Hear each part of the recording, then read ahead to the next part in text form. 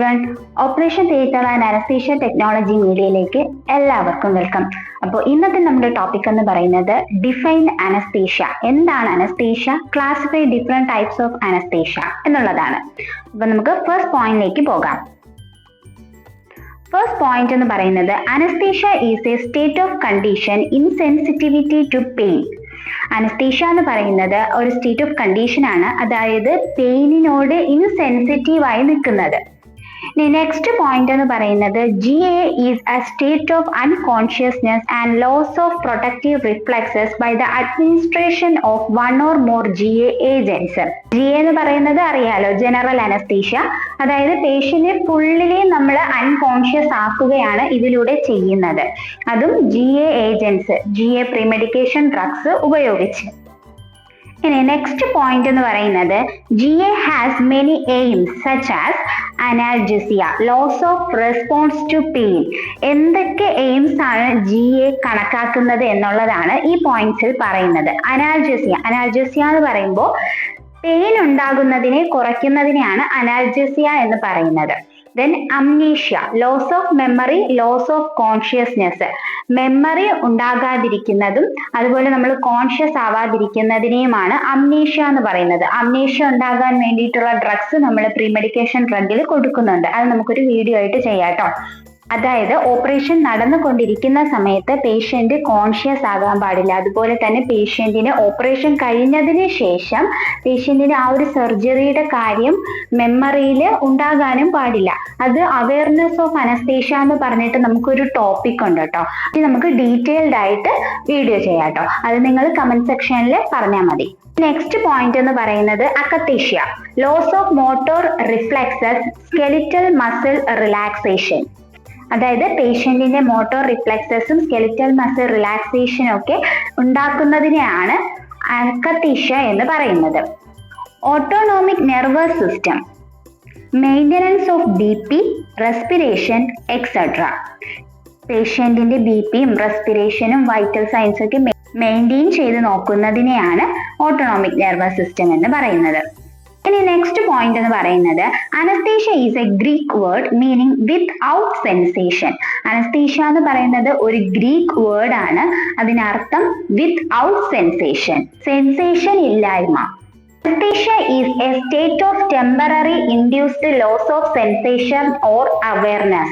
Anaesthesia എന്ന് പറയുന്നത് temporary ആയിട്ട് പേഷ്യന്റിന്റെ സെൻസേഷൻസും അവയർനെസ്സിനെയും എന്താ പറയാ ഇല്ലാതാക്കുന്നതിനെയാണ്. നമ്മൾ പെർമനന്റ് ആയിട്ടല്ലല്ലോ അനസ്തീഷ്യ കൊടുക്കുന്നത്, ടെമ്പററി ആണ്. ഇത്ര ടൈമിന് ഇന്ന സർജറിക്ക് ഇത്ര സമയത്തിനുള്ളിൽ കഴിയാൻ വേണ്ടിയുള്ള അനസ്തീഷ്യ മാത്രമേ നമ്മൾ കൊടുക്കുന്നുള്ളൂ. കൂടുതലോ കുറഞ്ഞോ ആയിട്ടല്ല നമ്മൾ കൊടുക്കുന്നത്.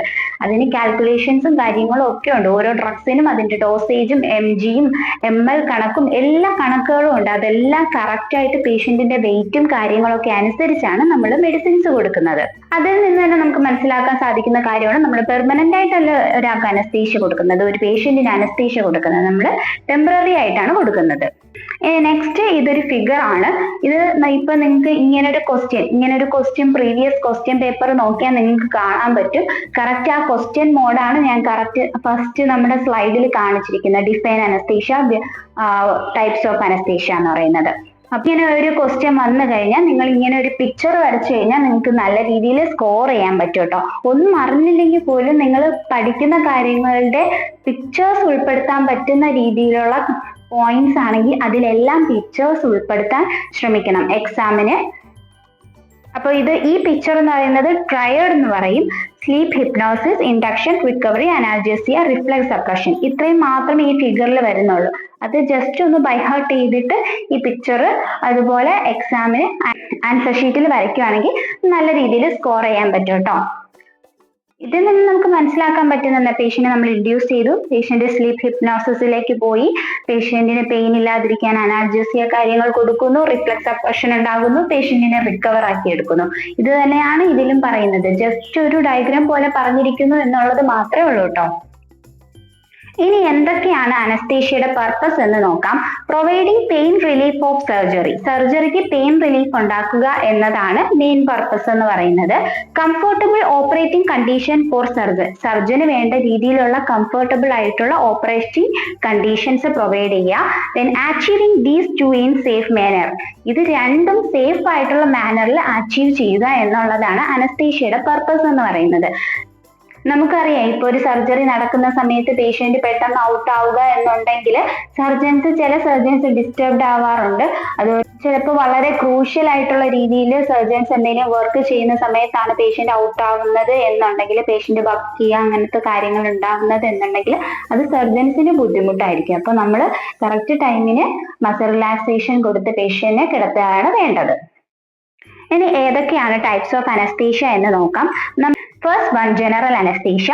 Second, regional anaesthesia, spinal anaesthesia, epidural anaesthesia, MAC monitored anaesthesia care, local anaesthesia, caudal anaesthesia. നമുക്ക് ഓരോ അനസ്തീഷ്യ പറ്റിയിട്ടുള്ള വീഡിയോസ് നിങ്ങൾക്ക് വേണം എന്നുണ്ടെങ്കിൽ അതൊന്ന് കമന്റ് ചെയ്യാം കേട്ടോ. ഞാൻ ഇതിനകത്ത് ഇപ്പോൾ ടൈപ്സ് ഓഫ് അനസ്തീഷ്യ എന്തൊക്കെയാണെന്ന് മാത്രമേ പറയുന്നുള്ളൂ, ഡിസ്ക്രൈബ് ചെയ്ത് പറയുന്നില്ല.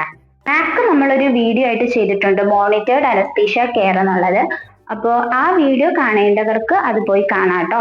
അപ്പൊ അതിനകത്ത് എന്തെങ്കിലും ഡൗട്ട് ഉണ്ടെങ്കിലും നിങ്ങൾ ആ വീഡിയോയുടെ താഴെയുള്ള കമന്റ് സെക്ഷനിൽ പറഞ്ഞാൽ മതി. ഞാൻ എന്തായാലും എല്ലാവർക്കും റിപ്ലൈ തരുന്നതായിരിക്കും കേട്ടോ. അപ്പൊ ഇന്നത്തെ വീഡിയോ ചെറിയൊരു വീഡിയോ ആണ്, ഇത്രയേ ഉള്ളൂ കേട്ടോ. അപ്പോൾ താങ്ക്സ് ഫോർ വാച്ചിങ്. നിങ്ങൾ ഈ സബ്ജക്റ്റ് പഠിക്കുന്ന സ്റ്റുഡൻസിലേക്ക് ഇതൊന്ന് ഷെയർ ചെയ്ത് കൊടുക്കുക. അതോടൊപ്പം ഡൗട്ട്സ് എന്തെങ്കിലും ഉണ്ടെങ്കിൽ അത് കമന്റ് സെക്ഷനിൽ പറയുക. എന്തെങ്കിലും ടോപ്പിക്സിന് എടുത്തു തരണം എന്നുണ്ടെങ്കിലും അതോടെ ഒന്ന് കമന്റ് സെക്ഷനിൽ പറയാം കേട്ടോ. അപ്പോൾ ലൈക്ക് ചെയ്യുക, ഷെയർ ചെയ്യുക, ഇഷ്ടപ്പെട്ടിട്ടുണ്ടെങ്കിൽ സബ്സ്ക്രൈബ് ചെയ്യുക. ഓക്കെ, അപ്പോൾ ബൈ, താങ്ക് യു.